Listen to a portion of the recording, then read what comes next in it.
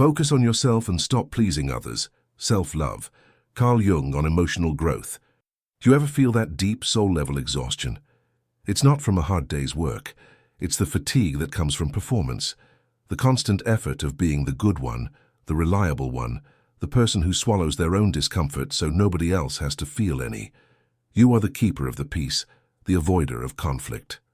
And at the end of the day, you're the one who isn't okay. You go home with a quiet anger you don't talk about, replaying conversations, wondering, why did I say yes to that? You tell yourself you're being kind. But if we're honest, it's not always kindness, it's fear. The fear of rejection. So we bend, we adjust. We become a version of ourselves that feels safe in the eyes of others. This is the heart of our journey today. We will explore this deep-seated pattern of people-pleasing, not just as a bad habit, but as a profound psychological mechanism. Drawing on the timeless wisdom of Stoicism and the groundbreaking insights of psychologist Carl Jung, we will uncover why this need for approval is a form of self-abandonment. We will learn how to shift our focus inward, not to become selfish, but to become whole. This is a journey to reclaim your emotional independence, to dismantle the cage of external validation, and to finally meet the centered, authentic person you were always meant to be. This is the path of individuation, of becoming truly yourself. 1. The persona and the price of the performance. There is a quiet form of self-betrayal that we mistake for love. It looks like devotion, like selflessness. People praise you for it. But in the silent moments of the night, you hear a different truth. You hear a voice that whispers, "When is it my turn?" That is the voice of your authentic self, a voice most of us have spent years learning to ignore. Living to please others is a slow deletion of the self. It happens in small decisions, holding back an opinion to seem agreeable, acting okay when you're breaking inside to avoid being dramatic. You become emotionally convenient, which is a polite way of saying you have made yourself invisible. The great psychologist Carl Jung had a name for this social mask we wear, the persona. The persona is the version of ourselves we present to the world. It's a necessary tool for navigating social life. The danger, however, is not in having a persona, but in over-identifying with it.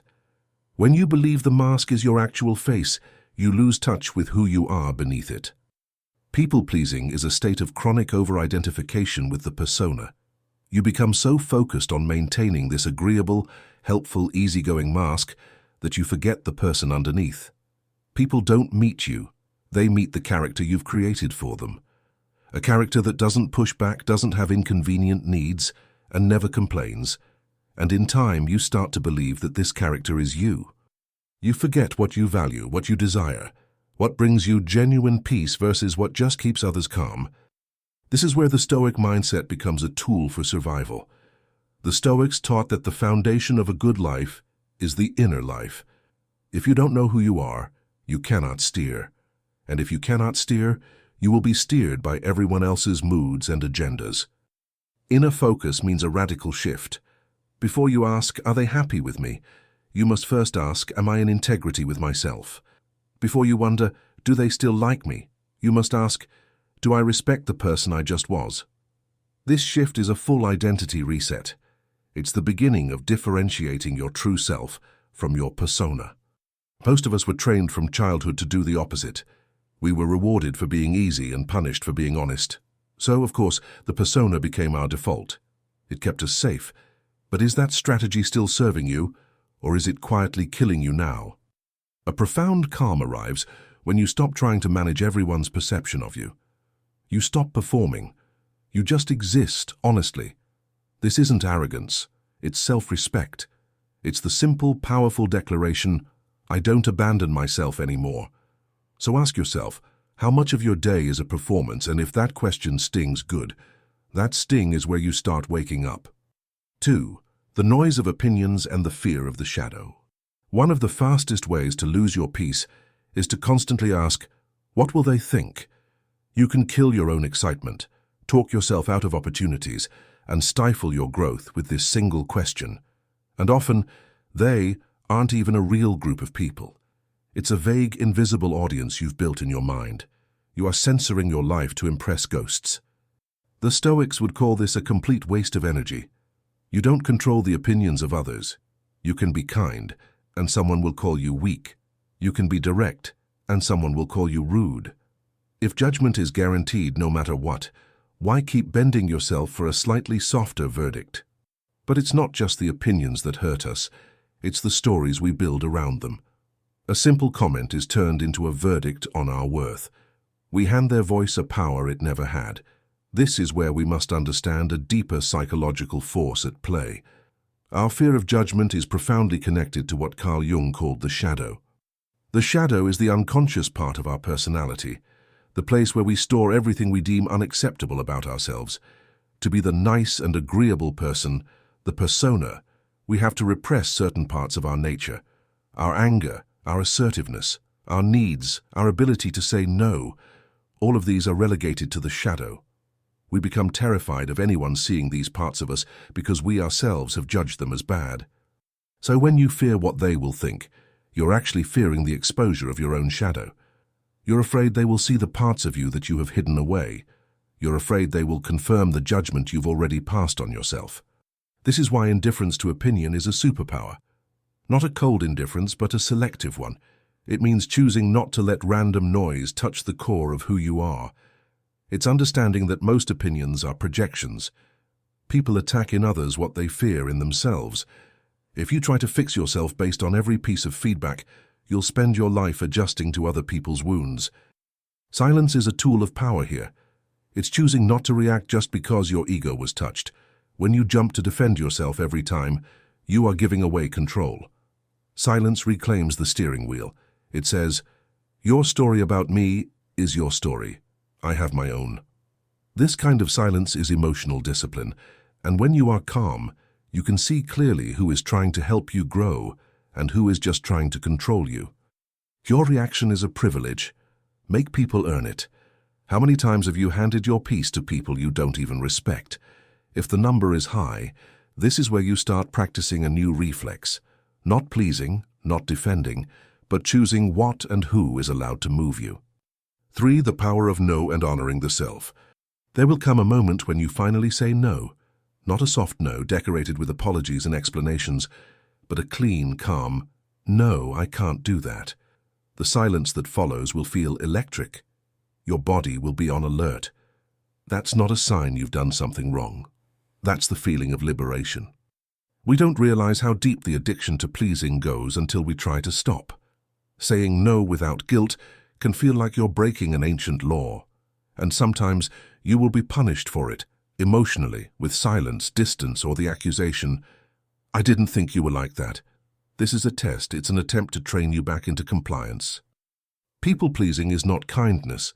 It's self-erasure in exchange for temporary safety. You trade your boundaries to avoid rejection. And here is the ugly truth. People who benefit from your lack of boundaries will always label your boundaries as disrespect. To them, it feels like a betrayal. But weren't you already betraying someone? You were betraying yourself. The Stoic view is clean. You are not responsible for managing other people's disappointment. Your responsibility is to your own character and integrity. You are allowed to love someone and still not be available on demand. Love without boundaries is self-destruction. Think of how many times saying yes has damaged you. Each of those moments of agreement, which felt easier at the time, slowly built the foundation of your resentment. That quiet anger inside you is the cost of pleasing.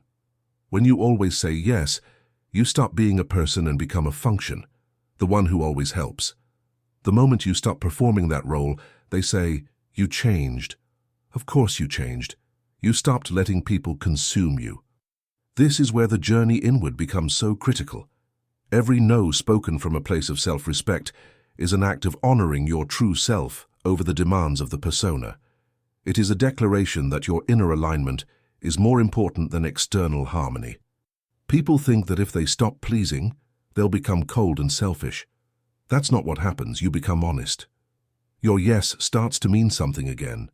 When you have the courage to say no, your yes becomes real, a choice made from generosity, not from fear. That is what healthy connection looks like. You do not owe people constant access to you. Access is a privilege. Your energy is valuable, you must protect it. Sometimes, you're not just scared of disappointing others. You're scared of who you will be if you're not the nice one. If I'm not always available, then who am I? You are someone with boundaries. You are someone who refuses to be emotionally owned. That is what strength looks like in adulthood. Strong is not I can carry everyone. Strong is I know what I can carry and I refuse to carry what is breaking me. I want to say this slowly because it needs to stay with you. You are allowed to disappoint people and still be a good person. Say it in your head. Let it burn through the guilt. Because if you don't start believing that, you will keep yourself in cages just to avoid someone else's discomfort. Your life finally starts to feel like it belongs to you when you stop betraying yourself for them. The loneliness that strengthens, the path to the self. There are two kinds of loneliness, one that breaks you and one that builds you into something unshakable. Most people never experience the second kind because they are too terrified of the first. We are taught that being alone is a bad sign. We would rather sit with someone who drains us than sit alone with our own minds. This fear of being alone is how people lose themselves for years, accepting disrespect and conditional love just to avoid the silence. But aloneness is not emptiness. Aloneness is clarity. That quiet you keep escaping is the only place you can actually hear yourself. At first, it's uncomfortable. All the regrets, insecurities, and unprocessed grief come to the surface. It feels like a detox, and that's why most people run back to distraction. But this discomfort is not a sign you are broken. It's a sign you are not used to hearing yourself without interference. If you can stay with it, something changes. The panic settles. You begin to see your patterns. This is the sacred space where the real work of individuation, the Jungian term for becoming a whole, integrated individual, begins. To become whole, you must first separate from the noise of the collective and find your own center. Solitude is the training ground for this. It's where you learn to differentiate your own voice from the internalized voices of others. It's where you move beyond the constant validation seeking of the ego and connect with the deeper, more stable center Jung called the self. The self is the totality of who you are, conscious and unconscious. It is your true core. When you can sit alone without panicking, two powerful things happen. First, you stop chasing low-quality attention. You become more selective. You care about the quality of connection, not just the presence of it. Second, you start hearing your actual voice, the one underneath the performance. This is where self-trust is born. Self-trust isn't built from affirmations. It's built from witnessing yourself survive moments you thought would break you. The first night you sit with your loneliness and don't beg for attention, that is self-trust being born. And once you trust yourself emotionally, you become very hard to manipulate, because manipulation feeds on the fear of abandonment. When you are not afraid of solitude, you hold all the power. You just quietly remove yourself from what is not for you. Choosing solitude is not the same as isolating yourself out of pain. That is a trauma response. Real strength says, I am capable of standing alone, which means I am free to choose who stands with me. One is fear closing you off. The other is power making a choice. The moment you learn to sit with yourself without needing to be filled, you become very hard to drain. And that is where your real life begins. 5. Purpose and authenticity. Integrating the shadow. At some point you have to decide what your life is actually about. Not what people think of you, but what you are here to build. Who are you becoming on purpose? So many people live in reaction, their energy spent managing impressions and keeping the peace, while their true path sits untouched. Your purpose starves while you feed everyone else's comfort. This is where you must make a brutal shift. You have to start treating your direction as sacred. This will mean disappointing people. It means you will have to say, no, I'm not available. I'm working on myself. When you start protecting your purpose, you become difficult to anyone who is benefiting from your lack of direction. You have to be okay with that. Let's reframe purpose. It's not just a career. Your ultimate purpose is the Jungian process of individuation. It is the lifelong work of becoming the most complete, whole, and authentic version of yourself. This is the sacred work, healing your wounds, integrating your shadow, building a stable inner world. That is the purpose that matters more than any external goal. This brings us back to the shadow. As we've discussed, the shadow contains all the parts of ourselves we have repressed to maintain our nice persona. Fearless authenticity is not about just blurting out every thought. It is the conscious, courageous work of integrating the shadow. It means looking into that unconscious part of yourself and acknowledging what is there. The anger, the needs, the assertiveness. You don't let the shadow control you, but you also don't deny its existence. You find healthy ways to give it a voice. You learn to express anger cleanly. You learn to state your needs without apology. This integration is what makes you whole. A person who is only light and good is not a whole person. They are a two-dimensional character. Strength and depth come from integrating the darkness, the complexity, the full spectrum of your humanity. This is the heart of fearless authenticity. It's when the version of you on the outside finally matches the whole integrated person on the inside. If your connection with someone only survives when you are hiding half of yourself, you are not in a relationship. You are in an arrangement that depends on you staying small. If your truth ends the relationship, it was never real to begin with. When you commit to this purpose, this work of individuation, the noise of the world fades. Random opinions and drama become irrelevant to where you are going. This discipline is the ultimate freedom. Yes, you may lose some people, but you will attract different people who respect your journey, because they are on one of their own. 6. Inner strength and the end of the performance. There is a version of you that doesn't flinch when misunderstood. A version that can feel a wave of emotion rise and still choose its response from clarity, not panic. This is not a fantasy. It is the result of the quiet, consistent work of building inner strength. Inner strength is not loud. It's quiet self-ownership. It's the ability to hold your own hand in the dark and say, "We are not abandoning ourselves today." Real strength is not about never feeling. It's about feeling fully and still remaining the steward of your behavior. That gap between what you feel and what you choose, that's the gym where inner strength is trained. The Stoics knew your worth is inherent. It does not rise with praise or fall with criticism. Inner strength is stepping off that emotional seesaw. It's planting your feet on bedrock. I know who I am when nobody is watching. You stop negotiating your core values based on your environment. This strength is built in small, uncelebrated repetitions. The micro move of saying, "Don't talk to me like that," in a calm voice. The act of keeping a promise to yourself, not to impress anyone, but to build self-trust. Your soul notices these moments. A quiet sentence forms inside you. When I say I will, I do. That sentence changes how you walk through the world. This is the ultimate outcome of personal transformation. You haven't just added new habits. You have shed the old you. You have shed the need to be liked, the guilt of saying no, the addiction to being needed. You have shed the persona that was suffocating you. This transformation can feel like grief at first. You grieve the patterns that were hurting you, the identity of the reliable one. But after the grief comes a quiet clarity. You wake up one morning and you don't feel the weight of the world. You realize, this is not my fire to put out. That is the taste of real freedom. You understand that peace is an internal skill. It comes from deliberately choosing what you let inside. And you must change the story you tell yourself. The old story was, I have to be needed to be loved. The new story is, my boundaries are not cruelty. My time is mine. I am not here to be consumed. I am here to live.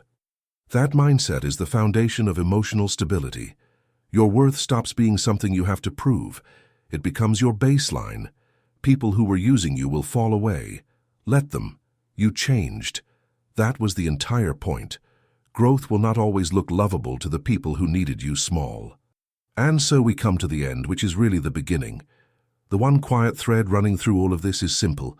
Stop leaving yourself. People-pleasing, overgiving, chasing approval. It is all the act of walking out on yourself in real time. And you have been doing it for so long it feels normal. The shift is quiet.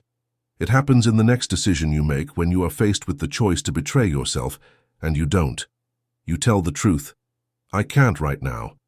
You protect your peace like it's oxygen. You let them feel what they feel. You stay standing inside your line. These are not little things. These are the bricks of your new center. The work now is not to become colder. The work is to become truer, to become whole, to build a life where you do not have to beg to be respected, because disrespect doesn't get near you long enough to settle in. A life where you do not have to fight to be understood, because you understand yourself. You are allowed to live a life that makes sense to you. So here is the question you will carry from this day forward. In every room you enter, in every interaction you have, ask yourself this: if I fully respected myself in this moment, what would I stop giving to people who haven't earned it? And what would I finally start giving back to me? Sit with that, answer it honestly, and whatever answer comes up, that is your next step.